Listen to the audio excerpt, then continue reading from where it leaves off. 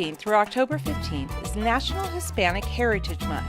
Here in the library, we have many books by Hispanic authors and stories with Hispanic culture themes. The following 5 books are just some of my favorites. Esperanza Rising by Pam Munoz Ryan. Esperanza is a wealthy girl who lives on her family's ranch in Aguascalientes, Mexico.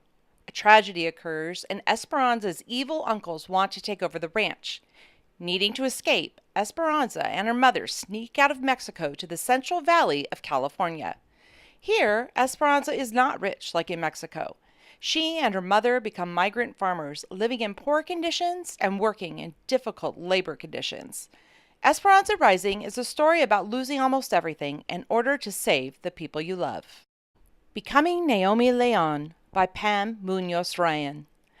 Pam Munoz Ryan writes another favorite of mine. Naomi and her brother Owen live with their grandmother in a trailer park in a San Diego suburb, Lemon Tree. Naomi's mom hasn't been a good parent, and when she arrives in Lemon Tree to take Naomi to Colorado, Naomi's grandmother makes a bold move. Read about Naomi's adventures in Oaxaca, Mexico. Learn about Naomi's hobby, soap carving, and how she puts her skills to use at the annual Night of the Radishes Festival. Find out about Naomi's Mexican heritage and how this helps her define what a family really is. Separate is Never Equal. Sylvia Mendez and her family's fight for desegregation by Duncan Tonatiuh.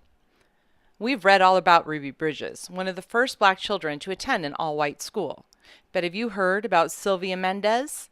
The Mendez family owned a farm in Westminster, California. The closest school for the Mendez children wouldn't let them attend, but said they needed to go to the Mexican school instead.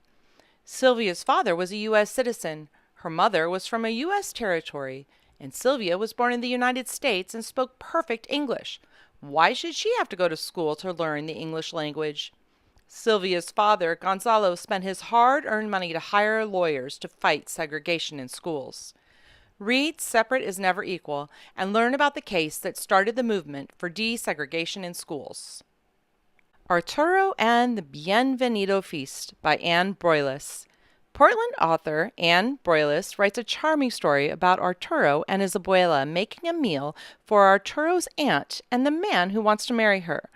When Abe gets a headache, Arturo takes over chef's duties. What will he make?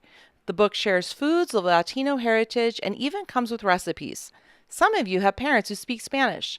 This book is the perfect partner read with them. The story is written in Spanish and English. Mango, Abuela and Me by Meg Medina. When Mia's abuela moves in with the family, Mia is a bit nervous. After all, how will she talk to her grandmother if abuela only speaks Spanish? Little by little, each learns bits and pieces of the other's language, and when Mia finds a parrot to bring home for abuela, the two begin to bond in the special relationship of a granddaughter and grandmother. These are just some of my favorite books about Hispanic culture we have in our library. If you want to find out more, just ask. I'm here to help you.